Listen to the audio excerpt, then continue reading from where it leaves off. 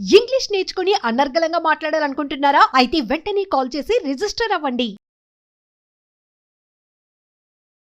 నమస్తే రమగారు. నమస్తే జయ. రమగారు, భార్యాభర్తల మధ్య రహస్యాలు ఉండొచ్చా ఉండకూడదా? ఉండాలి, ఉండకూడదు. నేను అడిగిన దానిక ఏవి చెప్పాలి, ఏవి చెప్పకూడదు, ఎప్పుడు చెప్పుకోవాలి? ఎప్పుడు అంటే in the sense A time అని కాదు, అంటే పెళ్ళైపోయిన వెంటనే కొత్తలోనే అన్ని విషయాలు ఒకరికొకరు షేర్ చేసేసుకుంటారు. అవి ఏమవుతాయి అంటే కొన్ని రోజులు పోయినాక మిస్ఫైర్ అవుతాయి. అవే బాణాల్లాగా ఉపయోగపడతాయి ఇద్దరికి కూడా.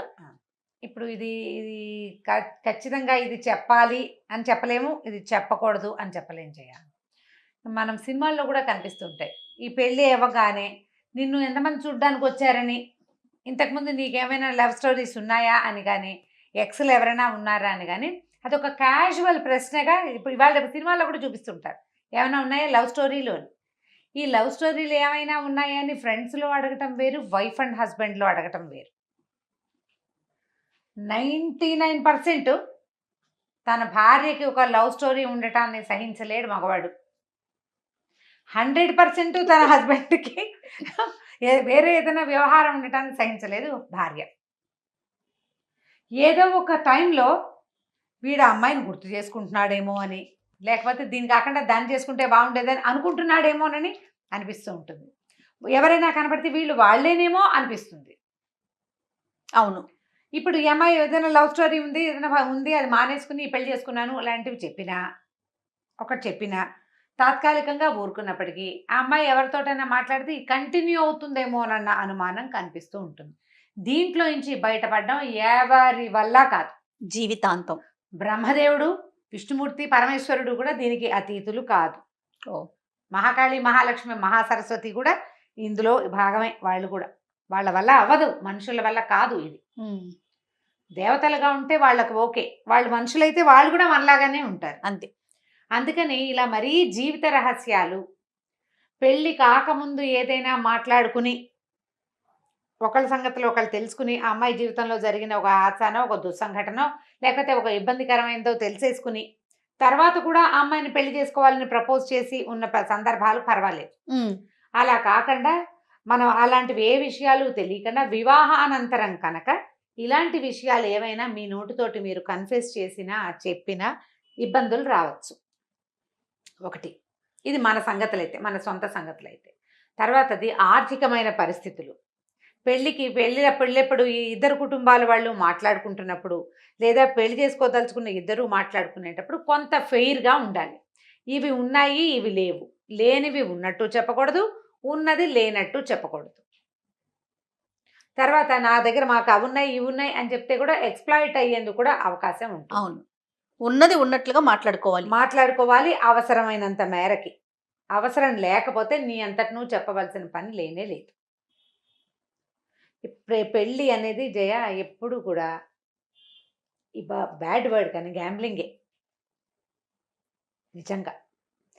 ఎప్పుడు ఆ ఏ రెండు ఫ్యామిలీల వాళ్ళు సజావుగా చక్కగా కలిసి ఉంటారో, ఏ రెండు ఫ్యామిలీల్లో తగాదా వస్తుందో అసలు తెలియదు.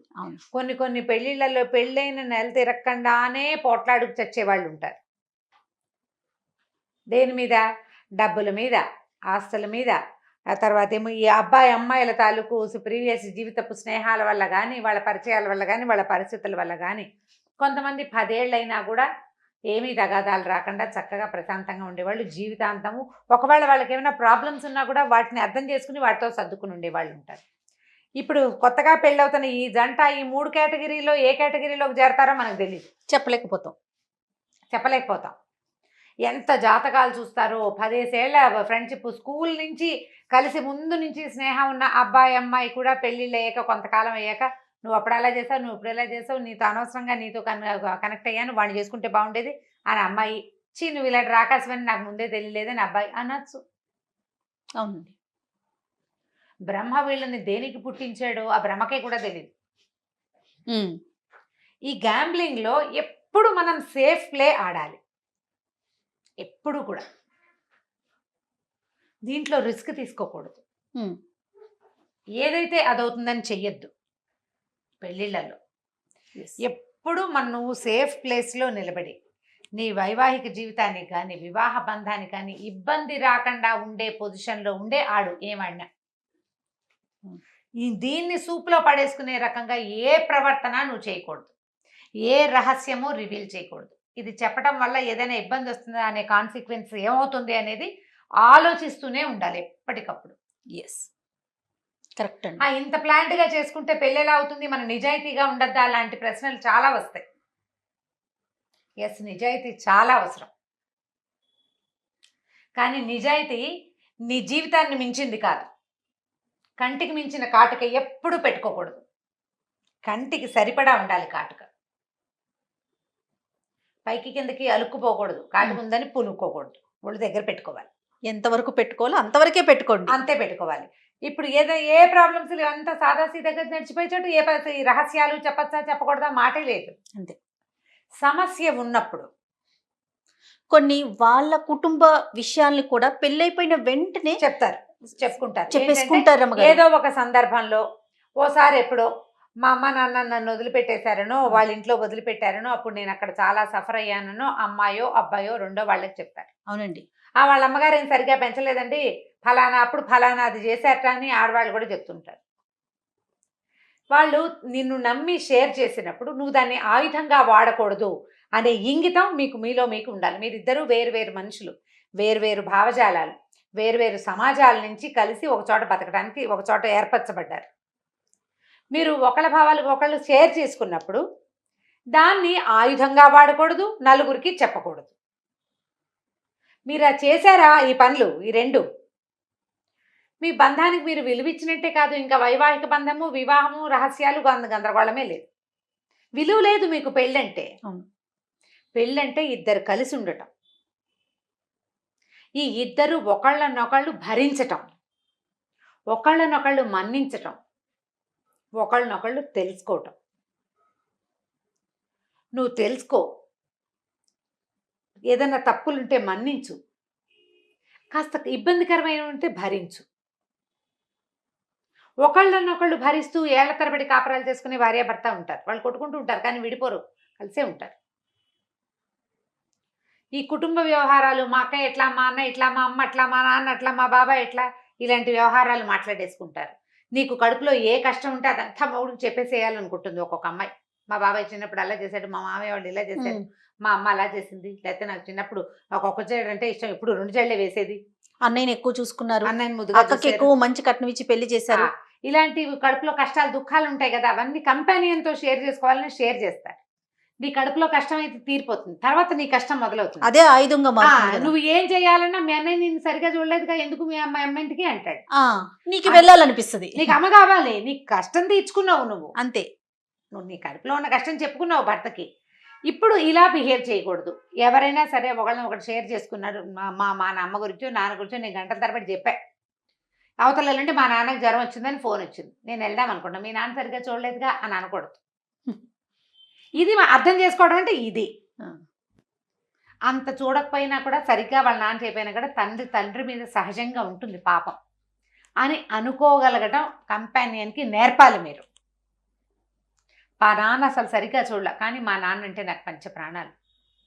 ఆయన చూసినా చూడపోయినా ఎప్పుడు నేను మా నాన్న నుంచి ఎప్పుడు పారిపోయేద్దామా అనిపించింది, పెళ్ళైపోయి హాయిగా ఉంది ఇలాంటి వెధవ మాటలు మాట్లాడకూడదు. ఇవి కూడా నిజం నమ్మకాలు, ఇవే ఎక్కువ ఉంటాయి, ఇవి కూడా వింటాం. అమ్మయ్య బయటపడిపోయాని అనిపిస్తుంది, కానీ నాన్నకి ఏదైనా దెబ్బ తగిలింది, ఏదైనా అమ్మ ఒక్కతే ఉంది, ప్రాణం పెరపెరలేకపోతుంది, వెళ్ళిపోవాలనిపిస్తుంది. అప్పుడు పక్కన మనిషి ఏమంటారు, ఒప్పుకోడుగా, అది ఒప్పుకోదు. అమ్మాయి అసలు ఆడవాళ్ళు మరీ జోరుగా ఉంటారు ఈ విషయంలో. అవునండి. చిన్నవి, మీ అక్క చిన్నప్పుడు నిన్ను కొట్టింది, అయినా సరే మీ అక్కకి నువ్వు బాగా సపోర్ట్ చేస్తున్నావు అంటారు. చిన్నప్పుడు అక్క తమ్ముడు కొట్టుకుంటారు కొట్టుకుంటారు కదా, కొట్టుకుంటారు. పెద్దయ్యాక అక్కకి ఏదైనా ప్రాబ్లం వస్తే అక్కకి సపోర్ట్ చేయకూడదని ఉంటుంది అమ్మాయికి. అసలు మా ఆడబడుచు మా ఆయన అసలు బాగా చూడలేదండి, ఏమిటో ఈయన పిచ్చండి, బాగా వెంపర్లాట వాళ్ళ అక్క అంటే ఎంత పిచ్చో అనేస్తారు. వాళ్ళు నేను షేర్ చేసుకున్నారని అర్థం చేసుకోవాలి. అలాంటి పరిస్థితి ఉన్నప్పుడే రహస్యాలు చెప్పండి. అసలు చెప్పకపోవటం ఒకటి, చెప్పినా అర్థం చేసుకోగలగటం ఒకటి. ఇవి చూడాలి, మన పరిస్థితి చూసి అంతే, అప్పుడు మీరు షేర్ చేసుకోవచ్చు. రెండోది, మీ ప్రజెంట్ సిచ్యువేషన్కి ఇబ్బంది అయ్యే రకపు ఏ రహస్యాలని అవేమైనా చేయదలుచుకుంటే పెళ్లికి ముందే చేసుకోండి. ఇప్పుడు అవకాశాలు ఉన్నాయి కదా, ఇప్పుడు అవకాశాలు చక్కగా మాట్లాడుకుంటున్నారు దిస్ ఇస్ పెళ్లికి మై ముందే. Ex, this is my Y అని ఓపెన్ గా చెప్పుకునే రోజులు ఇవి. అవును. ఆ ఎక్స్ వై జెడ్ ఏమైనా ఆల్ఫాబెట్స్ చాలా ఉంటే ఆ ఆల్ఫాబెటికల్ ఆర్డర్ అంతా ముందే చెప్పేసుకోవాలి. చెప్పేసి అప్పుడు వివాహానికి దిగండి. చెప్పితే అసలు ఒప్పుకునేది ఎవరండి? ఒప్పుకోకపోతే పీడా పోతుంది, ముందే వదిలిపోతుంది కదా గోల, ముందే వదిలిపోతుంది. అలా అనుకోవద్దు జయ, ఆ, అబ్బే అట్లా అనుకోవద్దు. అలా అనుకుంటే నీకు సెకండ్ థర్డ్ మ్యారేజెస్ అవి ఎలా అవుతున్నాయి? సెకండ్ థర్డ్ మ్యారేజ్ ఫెయిల్ అయితే ఖచ్చితంగా చెప్పాల్సిందే కానీ, లేకపోతే ఎక్స్ ఉంది వై ఉంది అనేది మనం ముందుగానే చెప్తే పెళ్లి అయిపోయిన తర్వాత అనుమానాలు రావు. ఏమీ రావు, రావంటారా? ముందే వస్తాయి. వీడితో పడకూడదు, ఆడపిల్లలు అర్థం చేసుకుంటారు ఎందుకు వచ్చిన గోల, వీడితో మాట్లాడకూడదు అని మానేస్తారు ముందే. అబ్బాయిలు మానేస్తారు, బాబాయ్ దీనికి చాలా ఉంది వ్యవహారం, రేపొద్దున మన నెంబర్ ఎన్నోది అవుతుందో అని మానుకుంటారు. ఈ నెంబర్ల వ్యవహారం గురించి కాదు, ఫ్యామిలీ వీటికి ఏముంది జయ, ఇవి మనం అవును. సరదాగా చెప్తాం. అవునవునవును. ఇది అసలు మ్యాటర్ కాదు. నీ జనరల్ థింగ్స్ అన్నీ కూడా నువ్వు లోపల ఎంత ఉద్రేకం ఉందో ఆ ఉద్రేకాన్ని పూర్తిగా పక్కనున్న వాడికి చెప్పేటప్పుడు దీనికి కాన్సిక్వెన్స్ ఏం వస్తుంది అని నువ్వు కొంచెం ఆలోచించుకో. భవిష్యత్తులో ఏమన్నా జరగొచ్చేమో. ఇది ఇబ్బంది అవుతుందా నాకు అని ఆలోచించుకుని చెప్పడం. తర్వాత కొంత కాలం అయిన తర్వాత కొన్ని విషయాలు అడగకూడదు కూడా. అడగకూడని విషయాలు ఏమిటి, నీకు ఇంతకుముందు ఏమైనా ఉన్నాయా అని, కానీ నీకు ఎంతమంది పెళ్లి సంబంధాలు చూశారు, ఫలానా పెళ్లి సంబంధం అమ్మాయి పేరు కూడా ఎత్తి ఏడ్చొచ్చే వాళ్ళు చాలా మంది కనిపిస్తారు పెళ్లి అయిపోయినాక. మీ వాళ్ళందరికీ ఇష్టమేట, నువ్వు కూడా చాలా ఇష్టపడ్డావుట, ఆ సంబంధం ఎందుకో కుదరలేదుట అని. నేనంతా వాళ్ళ ఫ్యామిలీ అంతా ఇష్టపడ్డారు, ఏవో పెళ్లి చూపులు చూస్తారు, ఫ్యామిలీ అంతా ఇష్టపడ్డారు, ఎక్కడో ఏదో కుదరక అనుకుంటారు. వాటిని కూడా నిజం వాటిని ఇప్పుడు క్రియేట్ చేసుకుని గొడవలు పెట్టుకుంటారు కదా. మనసు అనవసరంగా లేనిపోని కొత్త గొడవలు నేలకపోయేదాన్ని ఎత్తుకు పూసుకోవటం అంతే. ఇప్పుడు నువ్వు స్ట్రెస్ ఫీల్ అవ్వడానికి నువ్వు ఏదో ఒకటి తీసుకుంటావు, ఏదో ఒకటి తీసుకో. ఇప్పుడు ఇవి కాకుండా ఇవాళ రేపు ప్రపంచంలో ఎన్ని రకాల సమస్యలు వస్తున్నాయి జయ, ఎన్ని వస్తున్నాయి. చిన్న పొన్న విషయాలు చెప్పకపోయినా కదా, చెప్పలేదు అని అడగకూడదు, చూసి చూడనట్టు వదిలిపెట్టేస్తే కొన్ని సరిపోతాయి. హెల్త్ ఇష్యూస్ ఉంటాయి కదా రమ్మగారు, అవి చెప్పాలి కదా, అవి చెప్పుకోవాలి కదా.